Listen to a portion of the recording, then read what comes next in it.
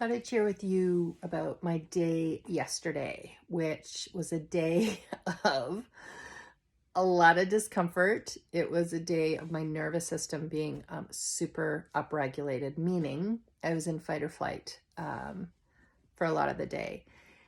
And I used to have these days quite frequently. I've been working on sort of my health and healing all sorts of things, my gut, my nervous system, my endocrine system, over the last year and a half, 2 years now. And so I used to have these at least twice a week now when I think back. And I haven't had one in a really, really long time. And so I had this day yesterday and I was like, what is going on? Like, why is this showing up? And I thought I would describe to you some of the symptoms, like what I experienced, because even though I was in it and even though I was experiencing it, I was actually able to really just observe myself and really watch kind of what was happening. And you know, why it happened, whatever. I mean, it doesn't really matter to me when I think about it. I think it's a combination of I'd had a bike ride outdoors the day before that. And I've just got back on my bike outdoors, so it is definitely more than my body is used to. So that was one stressor. Another thing I did, and this one is so fascinating because I have mild sleep apnea, and what I opted for instead of the CPAP machine was this mandibular mouth device, like it's like a mouth splint that just holds your bottom jaw forwards. And I kind of knew that I'd likely have some jaw issues with this, just because I've had just a lot of tightness on this right side as part of sort of my chronic imbalances side to side. And so anyway, long story short, last time I was in, they're like, yeah, your bite is really off still. We really want you to work on loosening up the muscles on this side and have some treatment done. And so, being the physio that I am, I'm like, well, I can treat this. And I think I did too much. I went after it, releasing the muscles, and I think I overdid it. And here's something, like the jaw can be super sensitive, and it certainly is in me. And here's your little tip for the day. I don't know if you realize this, but the nerves that supply the TMJ, your jaw, they input into the spinal cord in the same area as sort of the upper three joints of your neck. And so often, certainly when I was treating patients, if they had a jaw issue, 9 times out of 10, they also had an upper neck issue. If they had an upper neck issue, 9 times out of 10, we would often see, tension through the jaw and sort of some misalignment. So sure enough, I woke up yesterday and everything was flared, right? So my old pain pattern, just from having a disc injury in my low back in my 20s and having some neck issues, is often it's the right side of my body. And so everything was feeling tight just from my bike ride, but not like a lot of tightness. But then after doing the jaw stuff, everything, I could feel it, right? Everything just started to clamp down. And I started to tighten up through the muscles. Now, for me, it's head to foot, but specifically upper back, neck, jaw, base of the skull, those little suboccipital muscles in there, tight, tight, tight, pain, and then pain behind the eyes, right? And it ended up being a pretty wicked tension headache.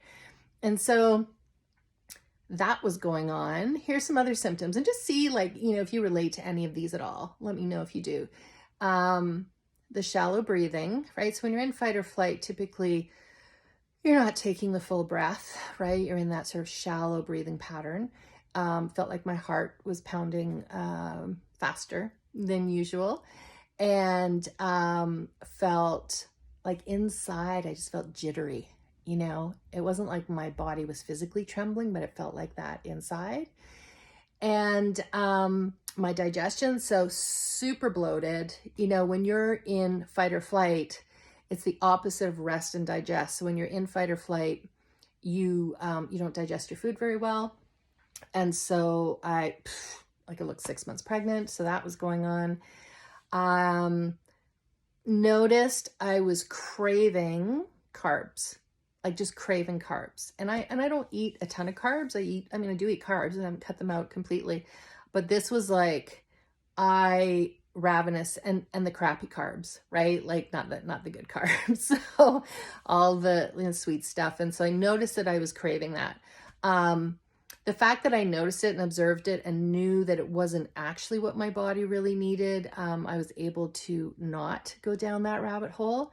However, if there had been a bag of potato chips in my house, I likely would have devoured them. So I'm just going to put that out there. Okay.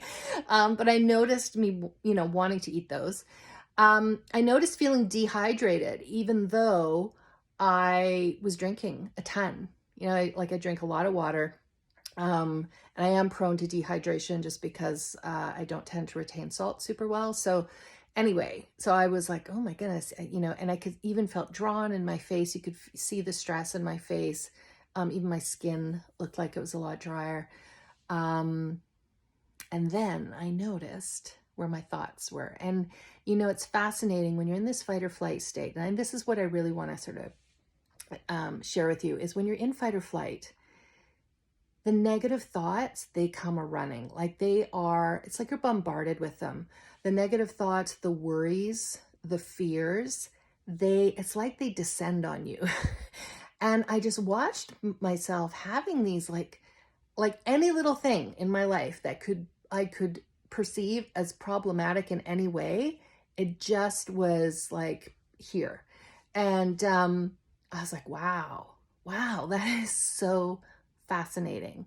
And I really, you know, wasn't in a, like I was able to not grab onto them. I was able to see that, oh, this is just a part of being in fight or flight. This is not anything for me to give my attention and energy to. But it took a lot of consciousness. It took my conscious awareness and focus to not be taken out by these worries and fears and everything that was coming in, and recognizing them for what they were. And so, but it really took, I had to be very conscious about it. And so that was going on. I noticed that I did wake up in the middle of the night and, you know, in this kind of like revved up state. And again, the worries were there. They're bombarding me. And I was like, oh my goodness, and there they are again.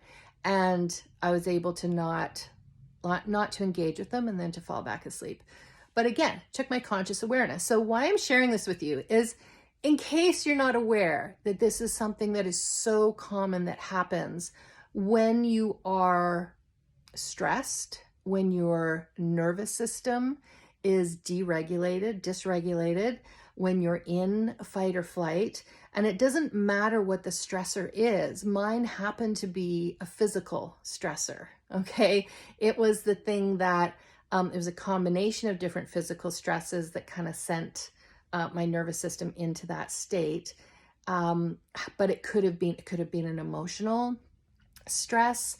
It could have been it could have been a mental stressor. It could have been any of that. It doesn't matter, that sends you into that fight or flight. But when you're in it, it is so incredibly common to be flooded with lack perspective or mentality, of fears and worries and all those things. And so I'm sharing this so that if that happens to you, that you know it's just kind of part of the process. It sort of comes along with your nervous system being upregulated, and that you do have a choice. You do not have to engage with these fears.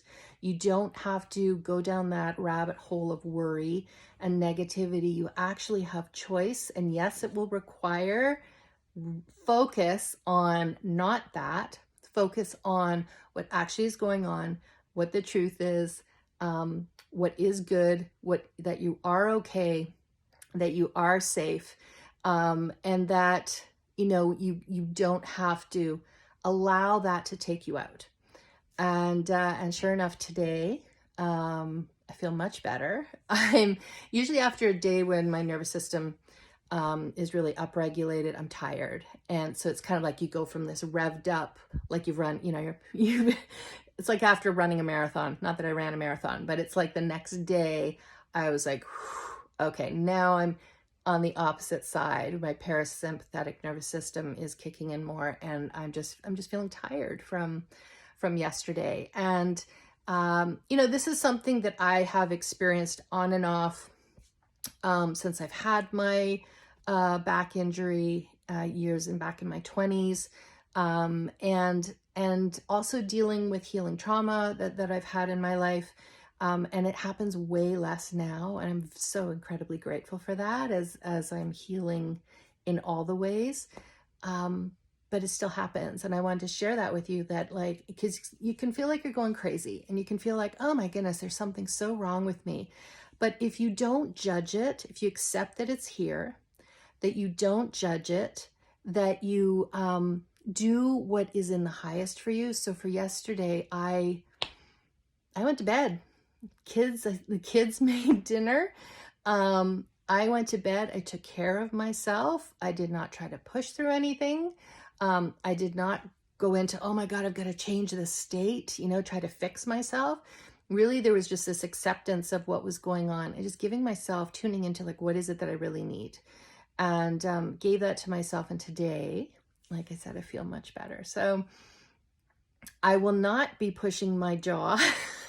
I will not be overdoing my exercises with my jaw again. So that's a lesson learned, and just taking it easy today. So hopefully that helps. Let me know, like, if you experience any of this yourself, and what you've noticed in terms of what you feel. Okay, bye for now.